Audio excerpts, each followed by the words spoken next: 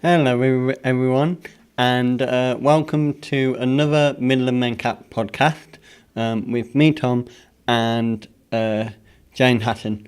So, if you would like to introduce yourself to our viewers.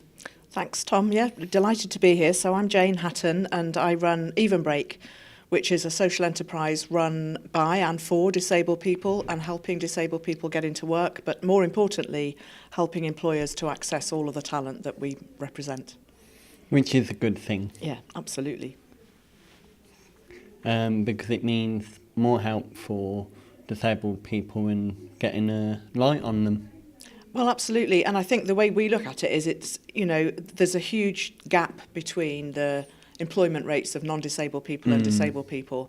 And that's a shame for disabled people who aren't allowed to have opportunities in the workplace. But it's a bigger shame for the employers who aren't accessing all of that talent. Some employers look at employing disabled people as though it's a charitable thing to do, or they do it out of pity, but actually it isn't about that at all. It's about talent, and 20% of the working population, people of working population age, consider themselves to be disabled or have long-term health conditions. That's a fifth of the talent that organisations are missing out on. It doesn't make sense. And it's a shame because there shouldn't really be a gap between people who have disabilities and people that don't.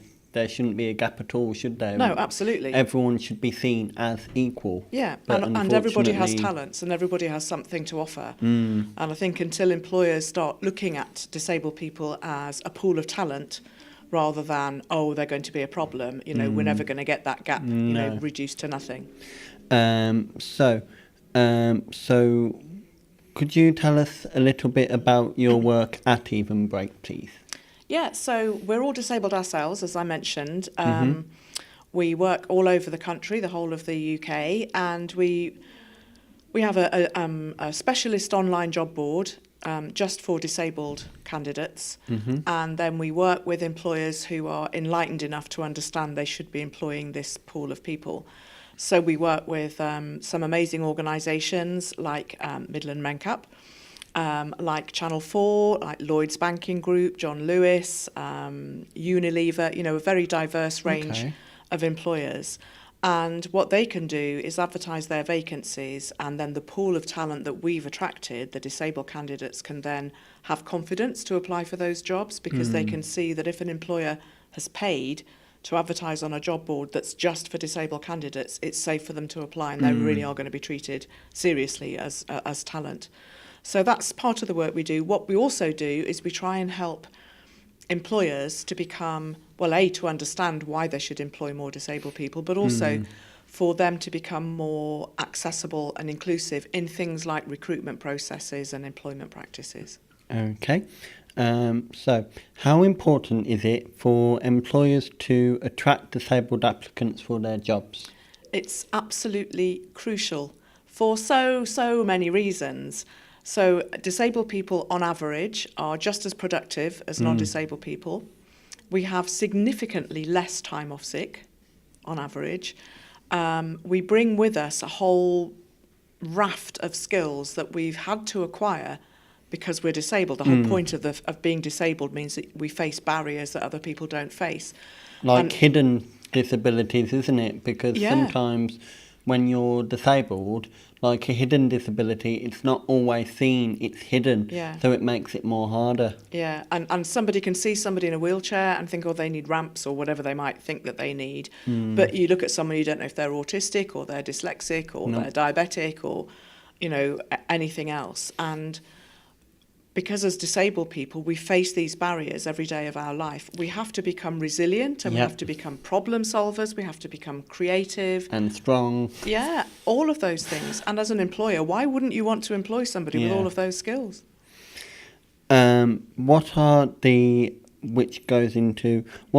main barriers facing disabled job applicants? There are so many. I think they boil down into two main areas. And the first one, I think, is the perception. The biggest one is the perception of employers. And we still see employers who talk about, yes, it's a shame for disabled people, we ought to employ them. And I'm saying, no, it's not about that, it's about talent. And I think until employers start seeing disabled people as a rich pool of talent, the other barriers won't disappear. But the other barriers are things like inaccessible recruitment processes, inaccessible websites, information that's not accessible. That I have to say, that is one of the things that I've struggled with, in that when I went to the job centre in the past, they just said to me, oh, here you go, here's your sign-in book, and find 100 or so online. And it's like, how Where'd you start? Yeah. That it's almost like they think that because you've got a disability that you're able to just cope on your own and just go online and just apply. But it's not as easy as that, because, by just applying online, they're not seeing your potential. They're just reading what you've sent, and it's almost like you're trying to sell yourself online. And it's just really hard, because you just feel I felt judged, because you don't know what they're looking for or whether you're the right person. It's really hard. And I think also that traditional recruitment process rely on things like CVs. So if you're a disabled person and you've been discriminated against in the past, your work experience isn't going to be that great. No. Doesn't mean you're not good at the job, it means you've been discriminated against. So if we're looking at CVs, that immediately discounts or discriminates against disabled people. But also, everybody uses interviews, and not everybody's good at interviews. No. Actually all an interview does is show the employer who's good at blagging at interviews. It doesn't show them who's going to be the best person for the job. So, I would say to an employer, don't rely on CVs and interviews. That's not going to get you the best candidates. You're going to get people who are good at blagging, but that's not necessarily the kind of person you want to employ. Need to give them a chance, give them a bit of training, see whether they like it or not, and then if they like it, they can say, oh, you've had a go at this, do you like it? There's an option available. What do you think? And then at least that way that they've softened them in, rather than straight away telling them, oh, no, sorry, we don't want you. There's the right way and wrong way of getting people in. Yeah, no, I agree. And I think, an interview or a recruitment process should be a two-way thing. It's not just about the organisation deciding if they want to employ you as a candidate. As a candidate, you have to make a decision about, do I want to work for this organisation? Does it share my values? Will it support me? Will I be able to thrive here? Will I have career progression opportunities? All of those things are important as well. No, I absolutely agree. And I think the main important thing is trust. You have to trust that they will look after you, and you have to trust your instincts. If you feel like they're not going to look after you in the way that an employer should, then it's not right for you. No, and I think that's one of the reasons why there's such a big gap, because I think a lot of disabled people, myself included, you can't look at an organisation always and tell whether it's an organisation you can trust. So, and we've all had the history of being discriminated against for, reasons that have got nothing to do with our ability to do the job. So you end up in a position where you just don't apply for jobs anymore. And we say to employers, you have to work a lot harder to attract disabled candidates and give them that confidence that they can trust you, that they will be, they're interested in your talent, and if you have any particular support needs, of course they'll meet them because they want to access your talent. Yep. What are the top tips for employers to consider in removing barriers to employment? There's so many, again, of those. I think one is about where you advertise. So if you advertise in the same places, you're going to get the same kind of candidates. So I think they need to work a bit harder in terms of using maybe specialist job boards or advertising in disability journals, just to make it very, very clear, very, very obvious that they are interested in this pool of talent. So it's where you advertise, it's how you describe the job, is your website accessible? Because if you can't read the job because it's on an inaccessible website, then no one's going to apply. And how inclusive and accessible is your recruitment process? So again, if it just relies on you've got to have a first from this particular university, that's going to exclude a lot of people. So it's about looking at where you advertise, how you advertise, what you're looking for, how you make sure that disabled candidates feel safe to apply, all of those things, I think. And also, it's about using links as well. You know, like if you think that you know a lot of people are using this service, then you can go, oh, a lot of people might use this service. A lot of people might come in and go, oh, what leaflet is out today? You know, even something as simple as a leaflet that attracts people and says, oh, if this is what you like, then this could be for you. You know, you have to go out there and push a button to say, oh, we really think that this could work. Definitely. I mean, if you're just expecting people to apply for no reason, they're not going to. You need to give them a reason to apply. And, you know, it's much more... People talk about skill shortages, and I just think employers need to be reaching out to maybe communities they've not reached out to before. Do you think the current education system does enough to prepare people with disabilities to access work after graduation? Do you know, it varies on the school. I'm very much a proponent of inclusive education where every child who can attends a mainstream school, but within that then have all the support that they might need. But I do think that there are, for some young people, a mainstream school is never going to work. And so there needs to be, you know, there isn't a one size fits all. So I do think there needs to be provision for every child. And, you know, a big secondary school with 2,000 pupils milling around isn't going to necessarily suit someone who is very autistic, for example.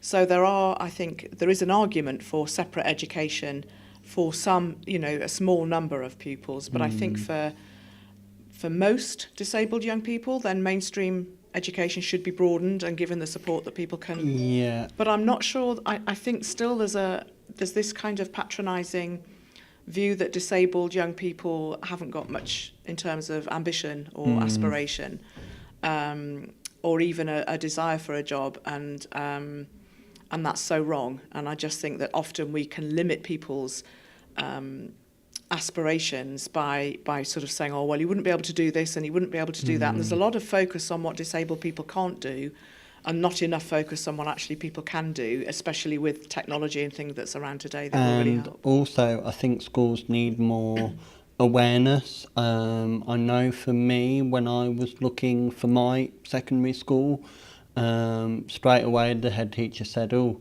you're dyslexic, we don't know how to cope.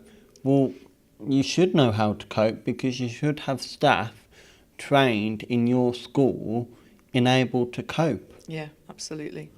I'm sorry, but if you're going to let a pupil with a learning disability into your school, you make sure that you've got staff who are trained in order to cope. And usually it's not that difficult. No. You know, there are lots of experts out there who can say, well, they might need this monitor or they might need printed material presented slightly differently. It's not difficult. I just think people need the will to understand that not every child learns in the same way. You know, I think particularly with autism, you know, autistic children tend to learn in a different way, but that doesn't mean they should be excluded from mainstream education. No. Unless they wouldn't cope in a mainstream school. I mean, thankfully, when I left, he did apologise to me. But to be honest, I didn't really want the apology because... a bit late then, isn't it? He shouldn't have really apologised at all because I still maintain at the end of the day, when a parent is looking for a school for their kid, if that school hasn't got the right training, then don't go to it. Find a school that has the support staff willing to help that kid. Or even better, make it mandatory that every school has that provision, because a child can live anywhere in the country, and if every school has that provision and that capability to be able to meet needs, it should be every school, not just we'll pick that one or that one. It should be every school. It should be every school that has the staff enable when new students come through the doors. If they've got learning disability, like you say, Asperger's, straight away, yep, I can help that kid. Yeah. And then that'll make them feel secure. Yeah, and have the conversation with the pupil and their family about, you know, what is it that you need? Because obviously different people need different things. but to have that conversation and then actually make sure that you provide what that particular child needs, because it might not need A, it might need B, and it's just about making sure that each individual child has their particular needs met, whether they're disabled or not, actually. Yeah, that's like you say, it doesn't matter whether they're disabled or not. It's about the staff having the training and the right measures to know how to help that kid. Yeah, definitely. Could you tell us about some best practice examples where employers have recruited disabled colleagues into their organisation and how they achieved that? Yeah, I mean, again, there are lots of examples. Being a bit sort of big-headed, I'd like to quote our own organisation, so Even Break itself. Go ahead. So we only employ disabled people. And our recruitment process doesn't use CVs and doesn't use interviews. And we started this last year, and it was an experiment. It was new. It was a bit risky, but we tried it, and it worked magnificently well. So what we said in the advert to candidates was, we don't care which university you went to. We actually don't care whether you went to university or not. We don't really care what your work experience is. What we really care about is, what are your strengths? What are your skills and strengths that you can bring to this role? And then we said, and we want you to demonstrate those strengths in a way that suits you. So it might not be interview, it might be a telephone conversation, it might be a video, it might be some kind of work that you've done before. It could be anything. And we had a remarkable response from so many talented people. And I was only trying to appoint 2 people, but I couldn't choose between 2 of them, so I took 3 on. And if you looked at their CV, you would say, well, I don't really know why you thought they'd be good at this job. And probably if I'd have been going on CVs alone, I wouldn't have taken those particular individuals on. But they are absolutely superb because they have what's needed to do that job. And a CV only tells you about what someone's done before, not about what they're capable of doing. And I think that's what employers forget, is that a CV only tells them their previous experience. It doesn't give them a full insight into how that person actually acts and how they can cope. Yeah. And all the things that they have. So your CV might talk about, various work-related activities, but they might not know that you're a gold medal winner hockey player, for example. And I mean, those things, you've had to practice and work and train, and you were telling me before about you had to raise money to fundraise to go for, outfits and things. That brings with it a whole load of skills which can be really exploited in the workplace that might not appear on a CV. So it's actually about meeting the person and giving them the opportunity to really share and show you, really shine and tell you what their strengths are. And I think that's the thing in this is my, I think, 3rd podcast now. So to be given this opportunity now, it just shows that if you're given something, you can do it. Yeah. I mean, I've never done them before. And you probably didn't know you could do them before you started doing them. It's about finding out your own strengths as well, isn't it? And an employer giving you the opportunity to try new things and see what you're good at and what you enjoy. Yeah, obviously I wouldn't do the technical side of it, no, but everything else, yeah. But there's always someone else who can do that. I can handle everything else. What are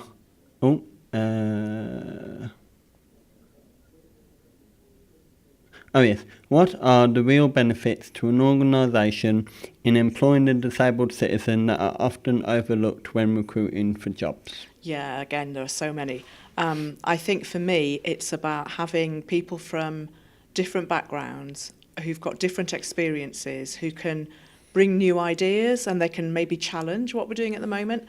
One of the things that a lot of organisations suffer from is something called groupthink, which is where you get a lot of people together in a room and they're all very similar and they all have the same ideas and they all agree with each other and nobody ever challenges. But if you get a group of people who are different and have different ways of thinking, different experiences, they can say, hang on a minute, would that work or should we be thinking about...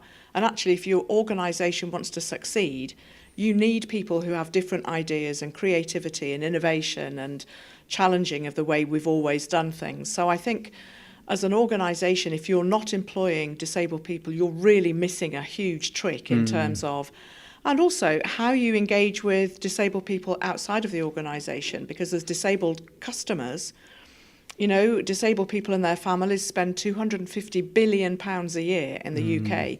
That's a lot of money. And if you're an organisation who's savvy, you'll realise if you employ disabled people, you've got much more knowledge about how you can then attract and meet the needs of disabled customers. And that, you know, yeah, that's a nice thing to do, but actually it's a commercially good decision to make as well.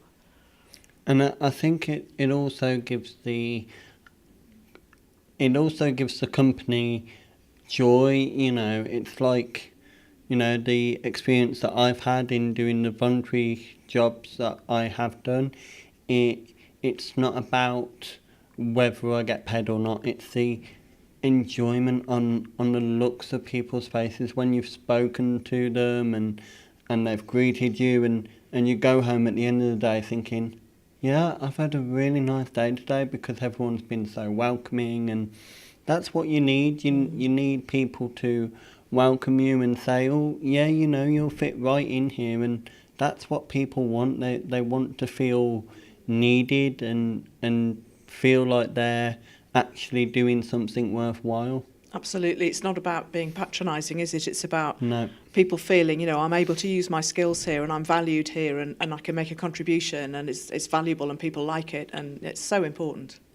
Does the media, particularly TV, do enough to promote the contribution of a disabled person in the workplace? Definitely not would be my first answer, but I think that we're doing a little bit better than we were. So if you look at Channel 4, for example, who started off with things like sponsoring the Paralympics, and they had disabled presenters during the Paralympics, then that sort of morphed into the Last Leg programme they do, which is now kind of mainstream, you know. Oh, it's so funny. Yeah, I mean, it's great, and lots of people watch it, not just disabled people. So I think it's getting better. We don't have many disabled people portrayed as, like most of us are, ordinary people getting on with our lives. We tend to be portrayed as either objects of pity or benefit cheats or Paralympians. And actually most of us are none of those things. Most of us are just, well, other than yourself, obviously, but most of us are just kind of going around, you know, our daily business. But we're finally getting occasionally disabled people appearing in soaps, and the storyline isn't always about their impairment. I particularly like I can't remember what the programme's called, that Liz Carr plays a role in, Silent Witness. Yeah. Where her role isn't about her impairment, it's just she happens to be a forensic scientist who happens to be disabled. So I think those kinds of things are really, really good, but there are nowhere near enough of them. Most of the programmes, you don't see disability unless the disability is a core part of the storyline. And actually that's artificial, because in real life, disabled people are doing all sorts of different things, you know, whether it's sports or hobbies or working or jobs or whatever it might be. And we're not portrayed in that way, I don't think, enough yet. No, I don't. I think it's getting better, but like you say, it's got a long way to go. You know, it's like Channel 4 Hollyoaks, you know, they done something in the soap where it focused on someone being mixed with other characters, and I think sometimes when they do that for a split second, it shows people that when there are a bunch of different characters together, it's not about what their character is or whether they've got legs or not. It's about how they are as characters. Yeah, and the personalities and all of the rest of it. Yeah, definitely. And I think that's where they've been going wrong. And I think also with Emmerdale, they recently hired a disabled actor, and he got Best Newcomer last year or this year. And you know, we shouldn't. You know, he should have been on it ages ago. Not now. They should have been looking for him ages ago and giving him the chance now. Do you know what I mean? Yeah, so we're going in the right direction, but it's a bit late, and we've still got a long way to go, definitely. Yeah. But I'm glad that that it's happening now rather than not albeit at all. slowly. And but I do think, to be controversial, there are other films which actually do us a lot of harm in terms of portraying the disabled person as someone who needs looking after but has nothing to contribute themselves. And, you know, one or two films I've watched and I thought, I'm not sure that's really an accurate portrayal of a disabled person's life, because it's always seen as a tragedy. I don't know about you, but my life certainly isn't a tragedy. No. But often it's seen as, you know, the worst thing that can possibly happen to you is becoming disabled. No, believe me, it isn't. And I don't know why it's almost like saying that being disabled is a nightmare. No, it's not a nightmare. It just means that we have to work that little bit harder to get that far. Yeah, and that's where the tragedy is. It's not about someone being disabled. No. It's about all the barriers that are in our way that stop us from, you know, living a fulfilling life that we should. And for different people, the barriers will be different. But I think if we remove the barriers, then actually, you know, we'd all be able to live a more fulfilling life. And I think that's what's so sad, in that when my hockey team came back from our first tournament, is that we had no English press sort of say, oh, these kids are amazing, they've never done it before.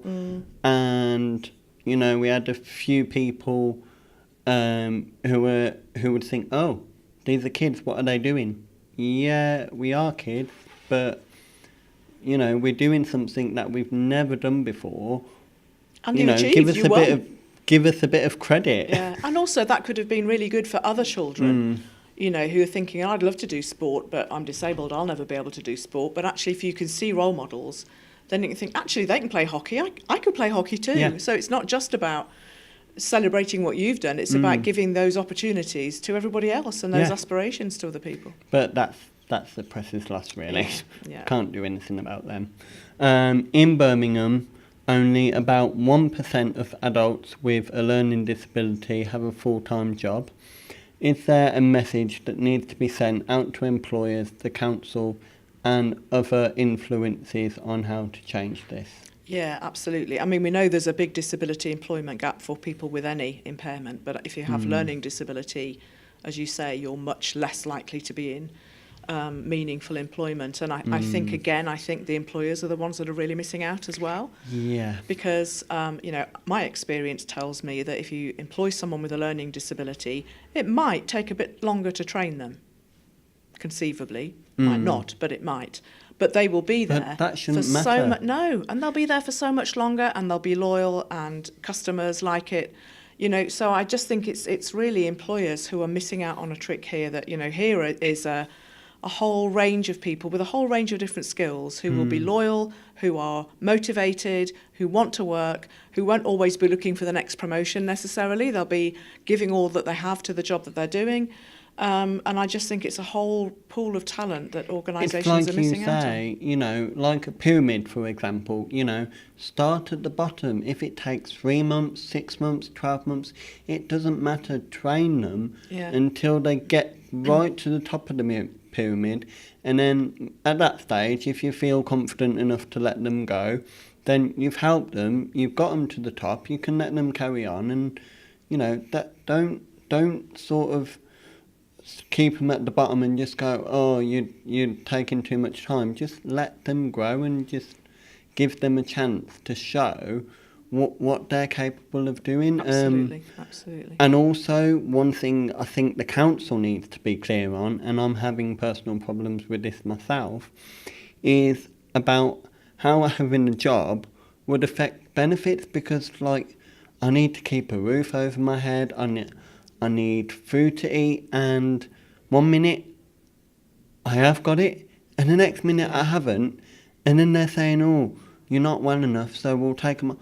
Stop messing with my head and just let me have a life that I want to have. Society would be so much better off if every disabled person who can and wants to work is enabled to work, so has the same opportunities as everybody else. And for those disabled people who genuinely can't work, they need to have all the support that they need to live as an independent life as they possibly can, and not keep haranguing them about, oh, you're well enough to work, But actually, if people aren't well enough to work, then respect that and give them all the support they need. But for disabled people who, and our candidates at Even Break are desperate to work. They're highly motivated. They really, really want to work for all sorts of reasons. And as you say, it's not just about the money. It's about feeling needed, feeling as though you've got something of value to contribute. And I just think society would be so much better. The benefit bill would be much lower, but it's not just about that. It's about people's health, about people's mental health, about all of society seeing that we're all different and that that's a good thing and valuing that difference, about hearing everybody's contribution, because everybody's contribution is equally important. And I think as a society would grow, it's not just about, the people who would directly benefit. I think we'd all indirectly benefit. Yeah, and I think that's the thing. They need to work together and look at all angles of it. You just want to be. I hate the word normal, because what's normal? What's normal? Exactly. There is no normal. It's just you need to help and nurture them and give them a chance to grow and look back and go, oh, now that person is running a company, they're working with children, or they've grown their own business from scratch, because we've helped them. That's what they should be thinking about, not looking at someone and going, oh, sorry, we can't help you, see you later. It's not right. Yeah, just consigning people to the scrap heap almost. I do think it's very much about... I have been confined to that scrap heap quite a lot. You're climbing off it very well, if you don't mind me saying so. What should a disabled job seeker look for in an organisation that would give them confidence to apply for a job with them? Well, again, there are all sorts of things. The best thing is if you can look at an organisation and you can see that there are lots of disabled people working within it at different levels within the, not just at the bottom level, but all through. That's a pretty good indication that they're going to take you seriously and they're going to nurture your talent. That's probably the best one. Others are things like, and I would say this, employers who advertise their jobs on a specialist job board like Even Break. They wouldn't pay the money to advertise their vacancies there if they weren't keen on attracting that talent. The government has a Disability Confident initiative, so some organisations have signed up to that. Doesn't mean a lot, to be honest, but it does mean that at least they've got that on their agenda.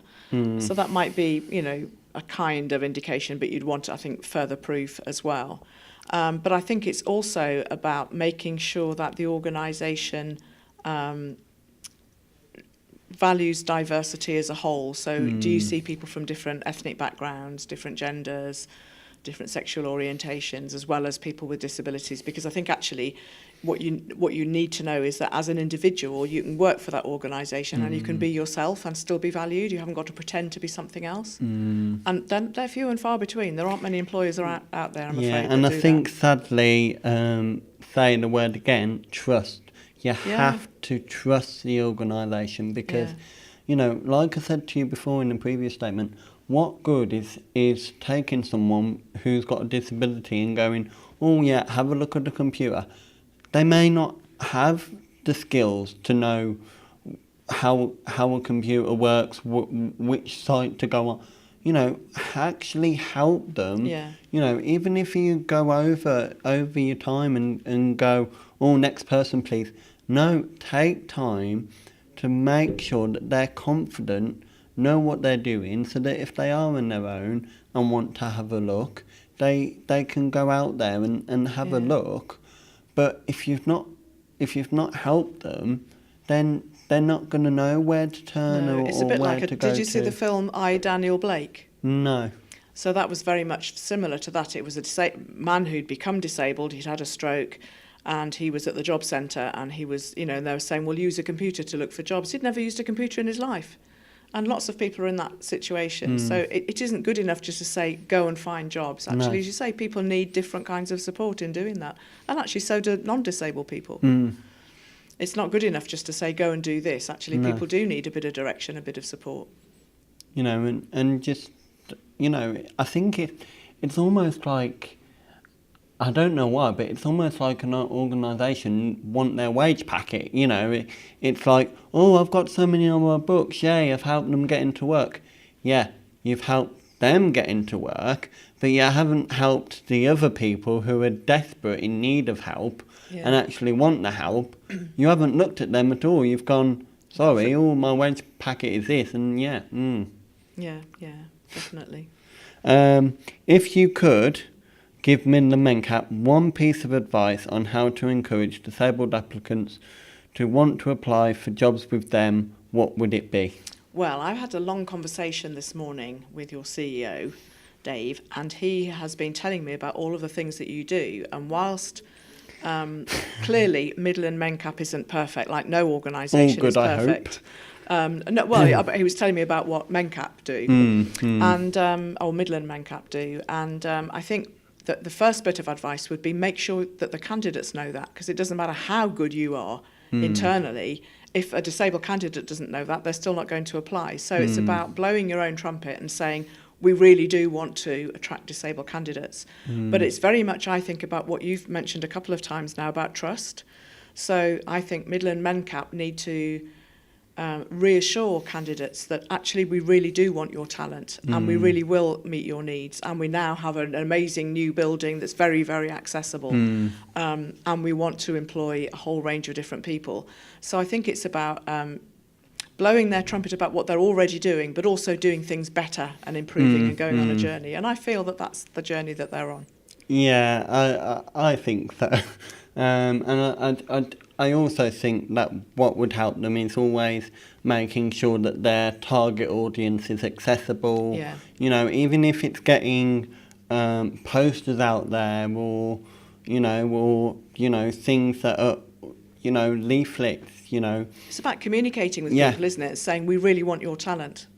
Yeah, it is. I think they're on that journey, and I think they've got some way to go, but I think it's a really exciting journey. And Even Break's very happy to be part of it. And also, I think there needs to be a clear criteria for the job role in terms of, like, what qualifications do you need? Yeah. Because I think it would be a bit stressful if they say, oh, these are the qualifications you need. You turn up and then you go away disheartened, because when you get there, you look and you're thinking in your head, I haven't got these. And you walk out of the door because straight away you think, oh, I haven't got this. That they're not going to want to take a look at me. Yeah. And then you've gone before you've even shown a chance. Sometimes those qualifications aren't relevant to the job that you're doing anyway. So yes, I think there'll be all sorts of things, which is about looking at job descriptions, looking about where you advertise, looking at your recruitment process, making sure that workplace adjustments are offered at any point in the recruitment process, all sorts of things. Also, applicants' process needs to be accessible all the time, not just one day of the week, every other month, accessible all of the time. Definitely. Oh yeah, the processes need to be embedded so that they're there as part of the culture, definitely. What would your advice be for someone with a disability who has had a lot of job applications rejected? I think it's easy to become disheartened, and I would too, and I can absolutely understand why that's the case. But I think it's about recognising that the reason someone's been rejected isn't because there's anything wrong with them. It's because the employer hasn't yet recognised that talent comes in all different shapes and sizes. And my advice to any disabled applicant would be, be aware that you are a premium candidate, that you have a lot to offer over and above what non-disabled candidates have to offer, because you have your life experience, all of those skills you've developed in overcoming barriers and obstacles. So when you go to an employer, don't expect them to give you a job because they feel sorry for you. Make sure they understand that you are the premium candidate and that you bring so much with you. And it's about really trying to educate the employer and also to be aware of what's available that can help. So things like access to work. So an employer might be concerned that, well, if I employ you, there's going to be all these costs. But if as a candidate you can say, I'm going to need, I don't know, a special monitor, but access to work will pay for that, then that takes away that fear from the employer about this is going to be expensive. So know your rights, know what support's available, and know that you are a premium candidate, and make sure that you make the employer knows. And also, I guess to finish in that, if you like a company that you think you could be a part of, don't stop. If you have to hammer them and prove to them that you're not going to go away and that you really want to work for them. Yeah. And that's what they want. They want someone with a fire in their belly, someone that that really wants it. Absolutely, yeah. So it's about demonstrating what you could bring to the organisation time and time again until they finally realise, actually, we ought to be employing this person. Well, I guess sadly that comes to the end of this podcast. I'd like to thank you personally. Thank you. My pleasure. Thanks, Midland MenCap, for letting me do this again, and we'll see you again soon. Thank you. Thank you.